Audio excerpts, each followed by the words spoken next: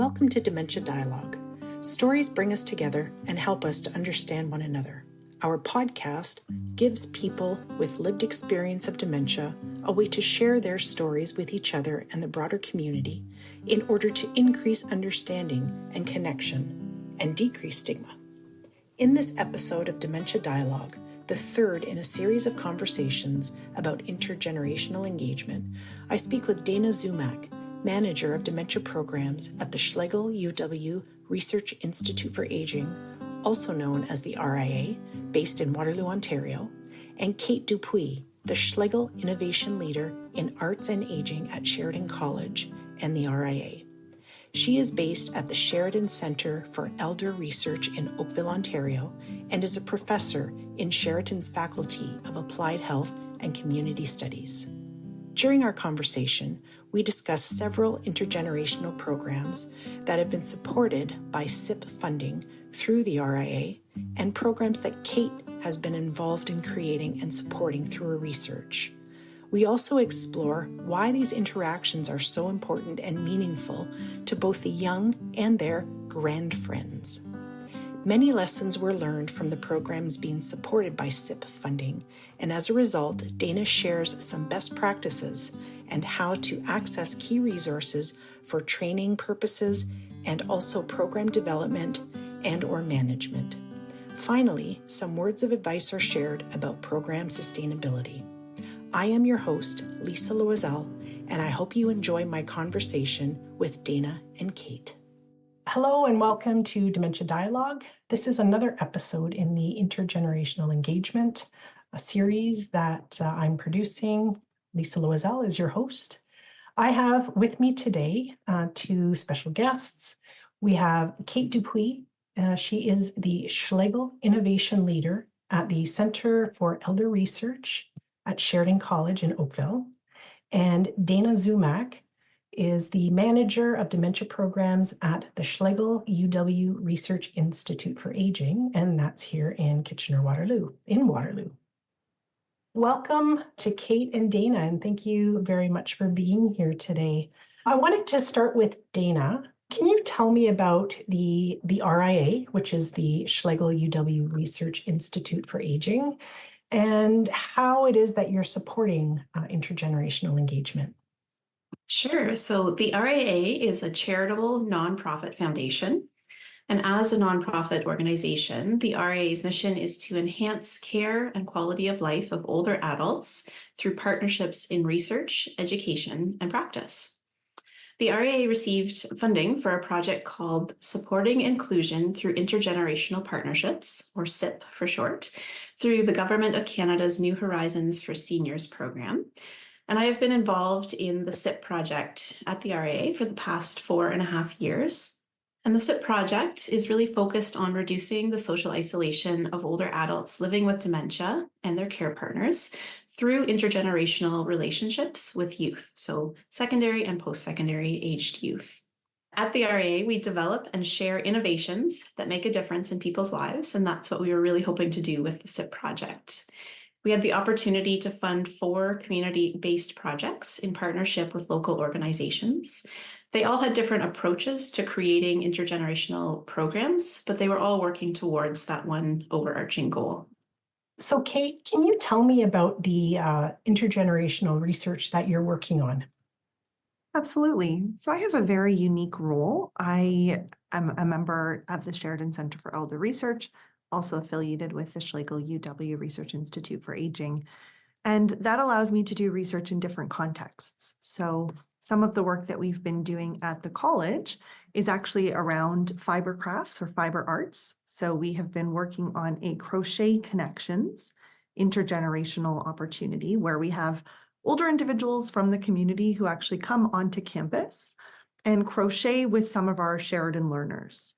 And they come together in a beautiful space at our Davis campus in Brampton, Ontario, meet once a week for usually about 2 to 2.5 hours. It's sometimes hard to even stick to that amount of time because people really love to be together. And what they've been doing is crocheting these beautiful blankets that we've actually been donating to a shelter in the Peel region. So not only is it an opportunity for connection, but there's also a shared goal. So together, the group decided where the blankets would be donated to. And so that was always a goal throughout the program. We have coffee and Timbits and nice opportunities for just sitting together and being, having a shared goal, a shared connection. And what's been really nice, of course, is it's a kind of a quiet time for some of our learners, especially around exam periods. Life gets so hectic for them. Many of them are working while also studying. A lot of our students have caregiving responsibilities outside of their school responsibilities. So here's just a lovely opportunity to come together and create something. And a lot of our participants are quite experienced crocheters, but we've also had brand new crocheters too, who are learning alongside the students and the older individuals from the community. And it's a really nice way as well to bring people into campus from the surrounding community. So it doesn't just have to be students and faculty and staff who are coming onto the Sheridan campuses. We also like to encourage other individuals from the local community to come and spend time with us in our beautiful spaces. So that's one of the projects we're doing.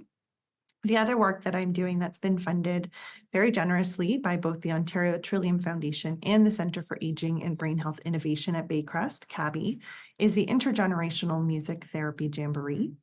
Now, this is a program where we bring little kids, typically babies and toddlers from the community, into long-term care homes.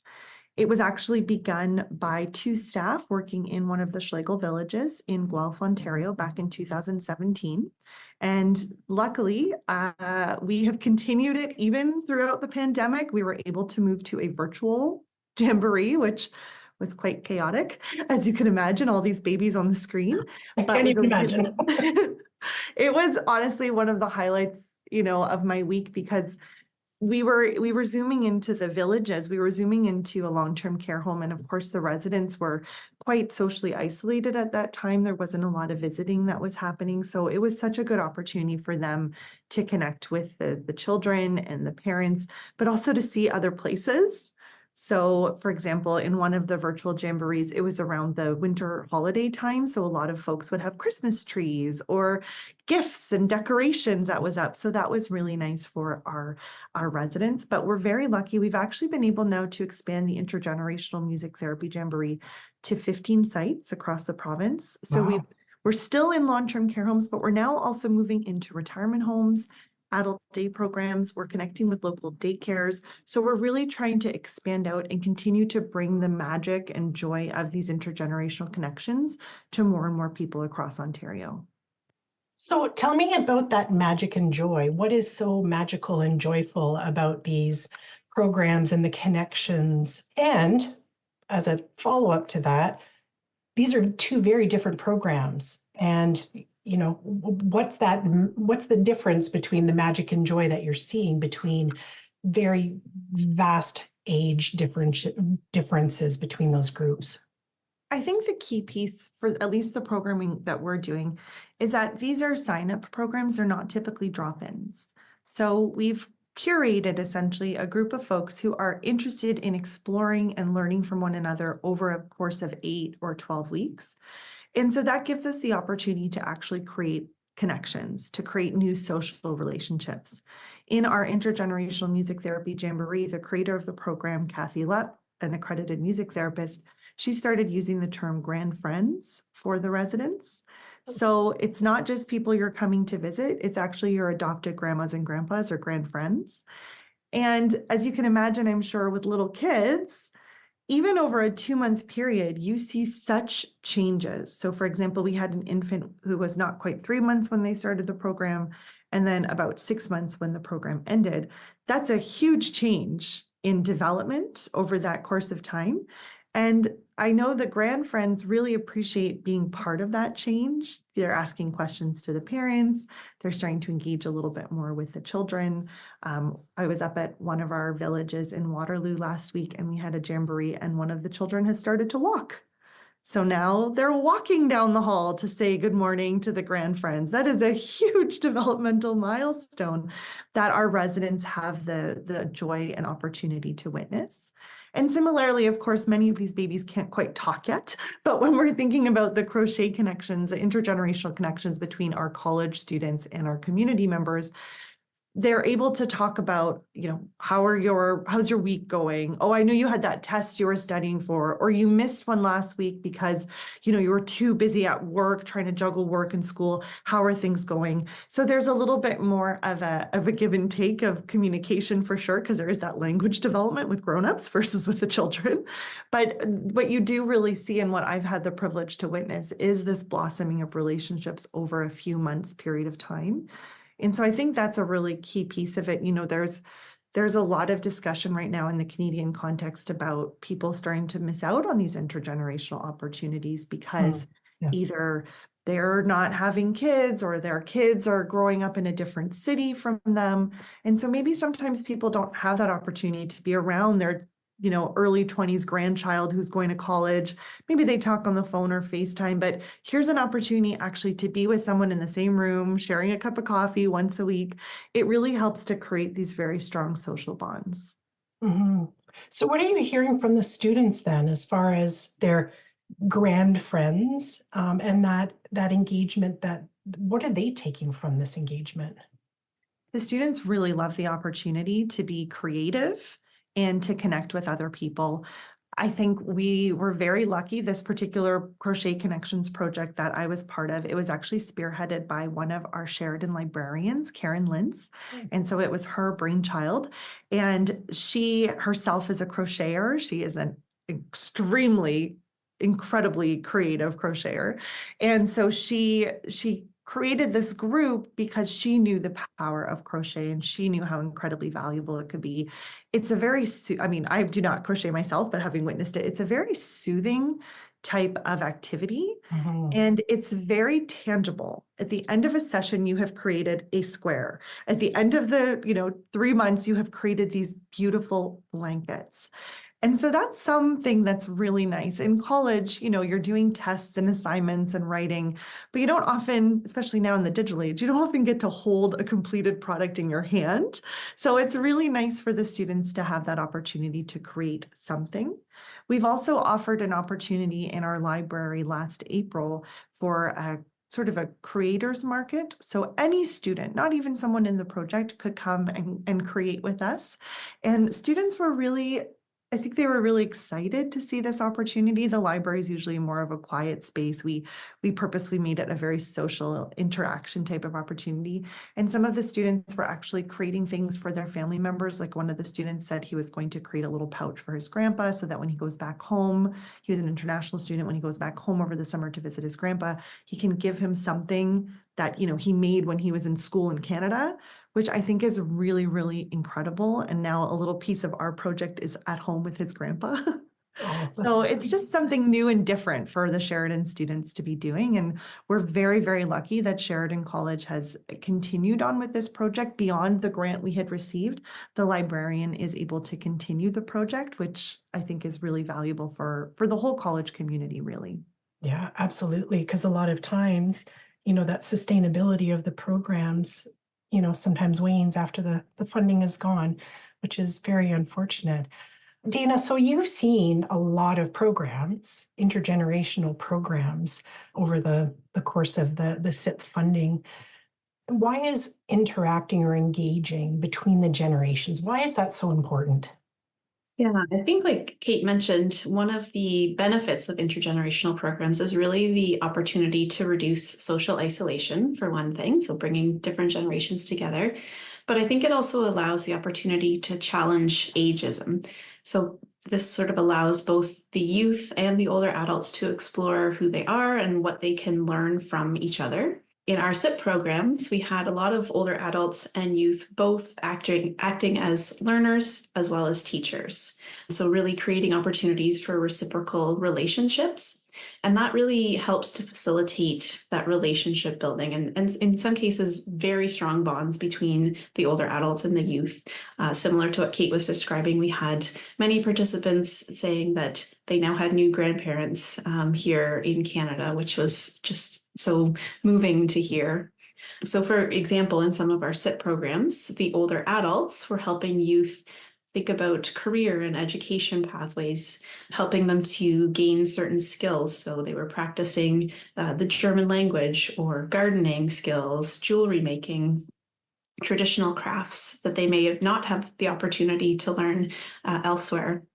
And they were also just generally sharing their wealth of experience and life lessons, again, over that multi-week cycle where they could really develop those relationships.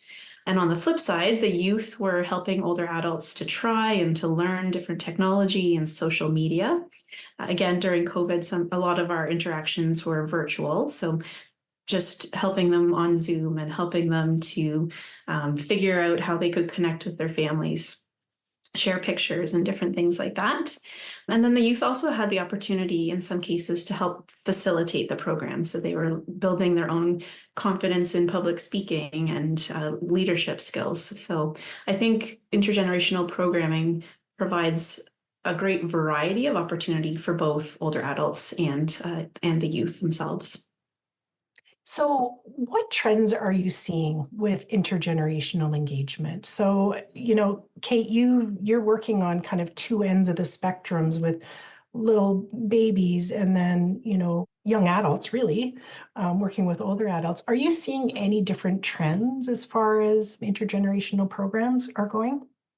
Well, I think unfortunately, of course, the COVID-19 pandemic has really derailed a lot of intergenerational opportunities. What I have been hearing from many of the community partners that we engage with is that, especially within the long-term care retirement home context, right? Communal care settings where there were a lot of restrictions on entry, there really has been a lack of intergenerational connections, and not even in terms of programming, but even in terms of family visitors. Right. So if you can think in the long-term care context, for a very long time, the ministry was restricting access to what they called sort of essential care partners. And sometimes it was only one or two people. And so that probably wasn't going to be a child. It was probably going to be either a spouse or an adult sibling or adult child. And so we were very lucky during COVID. We were able to transition some of our funds into virtual visiting. So we were able to support virtual music therapy visits where a family member would be visiting with a resident and then a music therapist would come in. And what we had originally envisioned, which, as a researcher, you always have one idea in your head and then something completely different brings you down a path. What we'd originally envisioned was sort of one family care partner to one resident. And then what started happening is these really became family group activities. So we would have grandkids, great grandkids, a dog would come in, we'd be in someone's car driving. We were out east in Nova Scotia one week with one grandchild. So really the staff working within these spaces did incredible work in terms of trying to maintain those connections, but it was of course very difficult, in particular those virtual visits were, there's so many residents and only so many staff, only so many iPads. So one really interesting thing that we've seen is some organizations purposely trying to regain these intergenerational connections. So one of the things we're seeing with our CABI grant on the Intergenerational Music Therapy Jamboree is it's actually an opportunity for us to help organizations restart those intergenerational connections. So in one case, for example, a long-term care home in Elmira, they had a music therapist before COVID, and then that connection had sort of severed during the pandemic. The music therapist is now there again, starting up a new intergenerational jamboree. Here's a new opportunity for connection and growth. We have a long-term care home in the Kitchener area that actually has a daycare on site. But of course, during COVID, there wasn't a lot of connection between the kids and between the residents. Now with the jamboree, they've started. I got to witness one of the sessions last week, and my goodness, those were such well-behaved children. I'm used to seeing babies and toddlers. So these little 3 and 4-year-olds were quietly sitting on the carpet. They had little spaces for each child. It was incredible. But the home is very purposely starting to build up these connections. I mean, they have a daycare right there. The residents love to be around the kids. Why not? But I think there is a sort of a trend in Canada right now for reduction in family and community intergenerational relationships. So there was an excellent article in the Globe and Mail that I can share with your listeners earlier this year that spoke to those changing demographics. So many Canadians are aging, perhaps they did not have children, or their children are having children later. Maybe they don't live in the same city as their kids. I always think of my children's grandparents. One set of grandparents lives 600 kilometers away. We don't see them in person as often as we would like. So there apparently, what we're seeing is there is sort of this lack of intergenerational connection. We also don't see families living in sort of those villages, that idea it takes a village to raise a child. Kids don't necessarily have that freedom or opportunity to be running up and down the street where who knows, there's always someone looking out for you. We're not seeing that as much in the Canadian context, at least. So I'm really overjoyed to see so many organizations really trying to make this a purposeful part of what they're doing, in particular for older individuals, in particular in long-term care spaces where there has been such a lack of these connections. It's really wonderful to see different organizations making this a key part of their mission. Yeah. So when you were talking about, things were kind of went sideways and everything started to happen virtually, did you find that there was a difference in the outcomes of these connections? Was it different at that time? One of the things that we tried to do was we very purposefully tried to make the sessions as quote unquote normal when they were virtual as they would have been if we were doing an in-person intergenerational music therapy jamboree. So one of the things that we did as one of the RIA team members did this for me was she created these musical kits that were actually hand delivered to each of the family's homes so that they had the exact same things at their homes for the kids as the residents were using at the village. And so that was really important because then if we said, everyone take out your shakers, the kids had a shaker, the older adults had a shaker, and they could see that on the screen. We also, of course, this program, this particular intergenerational jamboree program, it's led by a music therapist. So because of that clinical nature of the program leader, they are able to facilitate these connections. We weren't too sure how it would go virtually, but honestly, it was really incredible. And the one interesting thing that we discovered, again, you always find something new when you do research, is not only were we able to still see those really beautiful relationships between the residents and the children, but this was a time, so we were doing this in the fall of 2021. So that was when, it was the Omicron wave. And if you had had a child during COVID, your experience of parental leave was probably very different than what you had potentially envisioned for yourself. And I don't really see a lot of this. I don't know if anyone's doing research on this, but it's just something we came across in our work is a lot of the parents who were doing Jamboree were mothers at home on parental leave, and they were very socially isolated. It was a time where you're not going to a coffee shop or a baby sing along at the early on center because everything's closed. And even if things are open, your baby can't wear a mask, so you're probably staying home. And so what we ended up seeing, which was really beautiful, so thinking about different generations coming together, is the residents, of course, connecting with the babies, but then the family members, the parents connecting with themselves. And so even, for example, once the residents had left the screen, we would leave the Zoom on and the moms would chat. The babies maybe would come into a different room. The iPad would travel. Babies would be having snack together. And moms would be, cleaning up the kitchen or preparing lunch together. And then very organically, conversations would turn to, oh, they're trying avocado. We haven't tried that yet. Or where did you get that toy? I see that cool toy in the background, Oh, you tried that store. I haven't been there yet. And so these very new connections started to be created. And quite honestly, it was very incredible for us to witness because I've been on parental leave twice. This was pre-pandemic. It was an amazing experience. I made wonderful friends and I could not imagine doing it virtually. So it was really, really special for us to see these other types of relationships being created. And I will just say one last thing. We had the opportunity last June to bring together some of the moms and babies who'd been on the screen. Oh, lovely. With the residents from one of our villages in Waterloo together in person at the Research Institute. So everyone came together with our music therapists, and quite honestly, the residents were like, you're here in person. And of course, the babies are now toddlers or running around. So, and one of the residents in particular has a stellar memory and could, remember all these kids, all the names. Oh, I remember when you were doing this. Oh, it's little so-and-so, you're here in person. So even over the course of years and from a different connection opportunity, so virtual versus in person, they were still recalling these relationships. So I really do think, and all of this, I have to say, was all kudos to our our team members at the village.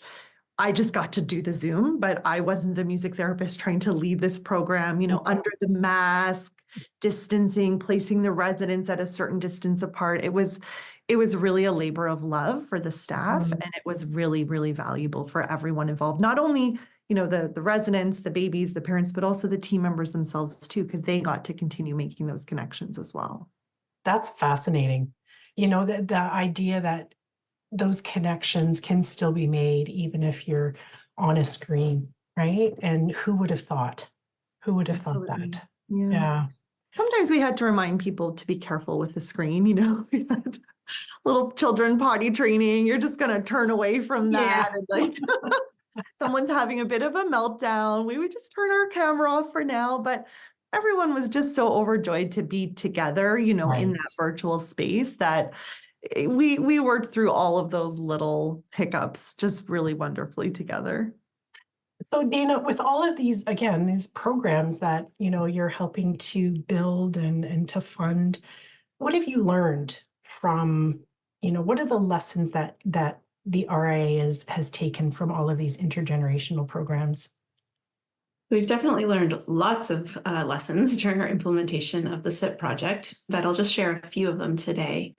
So it's recommended that intergenerational programs sessions should start with participants interacting informally so that they can start developing those relationships before the actual formal activities begin. But we found that youth can sometimes have a hard time finding their place and getting comfortable at the beginning of the program. So we found that providing some sort of topic of discussion would just really help get them started and make it easier for people to start talking and get to know each other. And as they did start talking, they often found that they had a lot more in common than they probably thought. And that can really help break down the stigma related to aging between the youth and the older adults. I think there's a reciprocal opportunity there to break down some of the stigma between the generations, and just really help to develop those relationships. So similar to what Kate was talking about of having to facilitate some of these programs virtually during COVID, our facilitators spent a lot of time just allowing for those conversations to happen and helping to form the relationships before getting into the actual activity that was planned for that day. Similarly, many youth have never engaged with people living with dementia and don't really know what to expect. So while youth learn very quickly, we found that giving them some strategies can really help set them up for success. So that could be through a local Alzheimer's Society coming and chatting with the group beforehand. But we also made some online learning opportunities available. As part of the SIP project, we adapted the Living the Dementia Journey specifically for young adults. And this is a course that really aims to build that understanding and communication between youth and people living with dementia. We really felt that this helped prepare the youth to engage in this intergenerational programming. So the course itself has information about dementia, including some of the symptoms and ways to promote brain health, the importance of reducing stigma associated with aging and dementia, enhancing the well-being and improving communication with people living with dementia, exploring how and why people living with dementia express themselves in different ways, and then finally some opportunities, including volunteer positions and career paths that youth may wish to explore, where they would have the opportunity to support people living with dementia. The course is free for young adults to take, and it's available on the RA's website, so I can provide a link for that. And then the last lesson that I'd like to share with you today, it is a bit of a sad one, but I think it's no less important to consider. So as we've talked about, these intergenerational programs can create really strong bonds between youth and older adult participants. As we described, some of them are describing these as grandparent and grandchild relationships. And this can really be what draws the youth into this programming, where they're missing those opportunities to connect with older adults in their lives.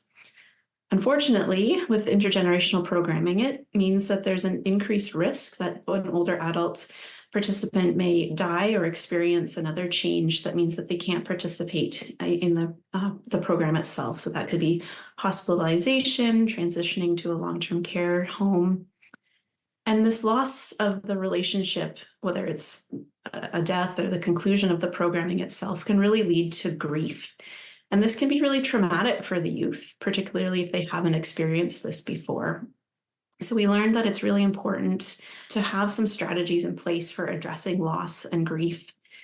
So this could be identifying a local counseling service that can step in and provide support to the group or individuals, or making the youth aware early on in the programming that there is this potential for loss, and really just taking that time to debrief if a loss does occur, because this can be really something that would deter youth from either continuing on in the program or joining similar programs in the future.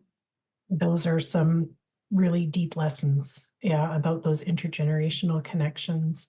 But as we said, that I think the benefits definitely outweigh, I think, that the potential of that disconnect. And that's always been kind of something that I've thought about too, is again, when that funding ends, the program ends, and it's such a sudden stop for, these people who have made connections together. The last question I want to ask is for both of you. So from a funding programming perspective, Dana and Kate, from your research, what are the next steps? So that's always a bit of the tricky issue, isn't it, with funded research, is that you receive a sum of money and you're allowed to spend it for a certain period of time. And we're not always sure if the programs will continue. So what we've been doing very purposefully with this latest iteration of CABI funding is really trying to work with sites to ask them, envision, 8, 12 weeks ahead. We've provided you funding for the first iteration of the Jamboree. Everyone loves it. Now we leave. What can you do to continue the program? Is there a way of continuing to fund music therapy? Is there a way of making a connection with a daycare in the community so that no one's really searching for children to come in? You have this, ready to go pool of kids excited to come and sing and learn and connect with the residents. We've provided each of our sites with a music therapy kit. It includes a printed guide. We have an implementation guide, so a printed copy of our implementation guide, instruments, scarves, bubbles, beach balls, shakers, bells, everything really that you would need to get a program off the ground and running.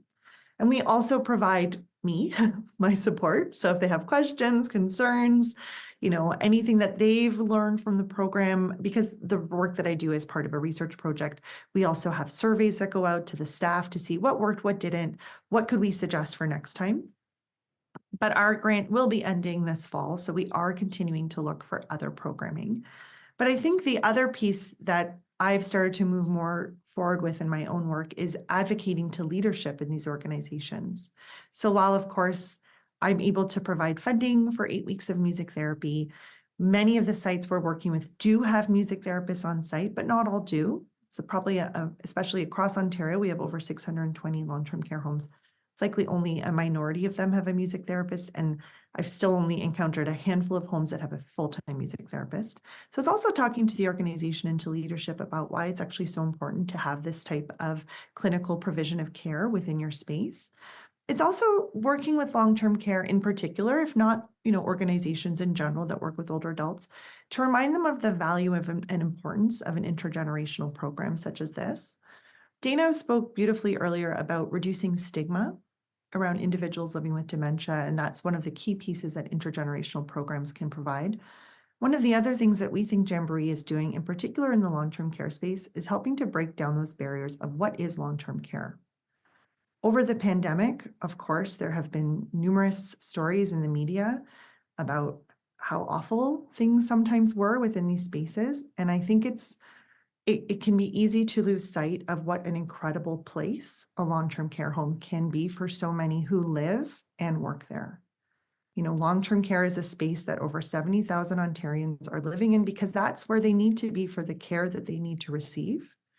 And the staff working in long-term care are incredibly dedicated people who have been through very, very hard times. And so what a program such as the Intergenerational Music Therapy Jamboree can help do is to bring people in from the community and look around themselves and say, oh, this is just another type of home. These are just folks living here. These are people with their own lives, interests, backgrounds, families, stories. And we get to connect through music. We get to connect together. We're having fun with our kids. We're singing songs together. We're having a cup of coffee after the session. This is an opportunity, I think, from a more global perspective as a society, for us to really help to break down a lot of those stigmas that have developed, in particular over the last 4 years, about what long-term care is like, and to help remind lots of folks from the community that this can actually be a hub. This can be a space that we come to. This can be a great place for your kids to run around. I mean, a long-term care home is very safe for children. Like the corridors are wide. There's nothing to trip on. It's clean. These are spaces that it's wonderful to have little kids come into. My little kids like to go visit their great grandpapa in his home.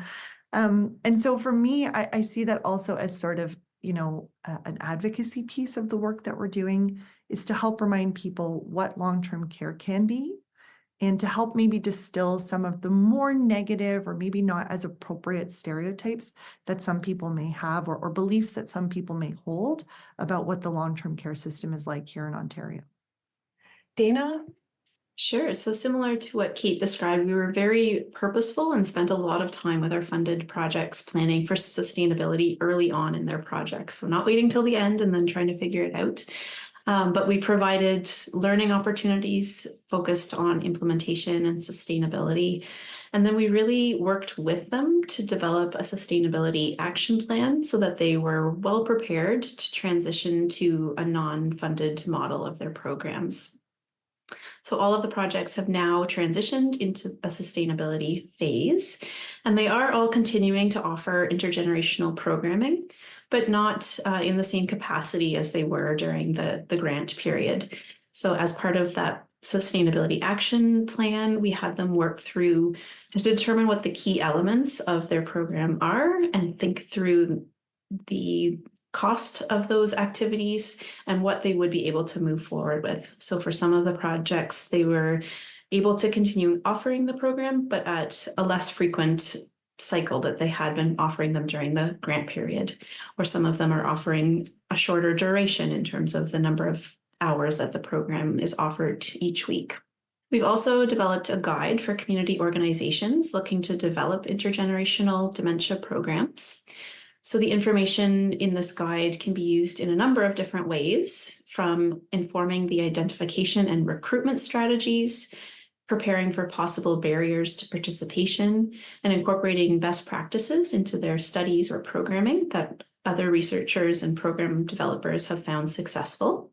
So this guide is available currently on the RA's website, but we're also in the process of developing another resource based on our experience implementing intergenerational programs with older adults living with dementia, care partners, and youth. And similarly, we really hope this resource will be helpful for other organizations looking to start similar programs. So I would encourage your listeners to sign up to the RA's newsletter or follow us on social media, as this is an opportunity that we use to highlight our intergenerational work. Excellent. That's wonderful that, other people in the community who are interested in this, they're going to learn a lot from this conversation today. And I hope people do make use of the resources and definitely follow through and find those for themselves. I want to thank you both, Dana and Kate, for joining me today on this episode. It's been wonderful talking to you both and learning more about the work that you're doing. And I hope I hope to connect with you again at some point and talk further about, other programs that you're doing. Kate, the research you're continuing to do, and Dana, all of that support you're providing to other people in the community. So thank you again. And I wish you both well. Thanks for having us. Yes, thanks for this opportunity, Lisa. This Dementia Dialogue episode is released under a new partnership of the Alzheimer's Society of Ontario and the Centre for Education and Research in Aging and Health at Lakehead University. The Alzheimer's Society is excited to take on a leadership role in producing and marketing our podcasts to strengthen the voice of people with lived experience of dementia. Dementia Dialogue continues to receive funding support through the Dementia Community Investment of the Public Health Agency of Canada. Please continue to follow us on Facebook. Our web address remains dementiadialogue.ca. We invite you to share your feedback on this episode with us. Please visit our website, dementiadialogue.ca, and click on About and scroll down to find the link to the listener survey. Your feedback helps us as we plan for upcoming episodes. If you wish to receive the survey by email, please send your request to dementiadialogue@alzon.ca. Thanks for listening.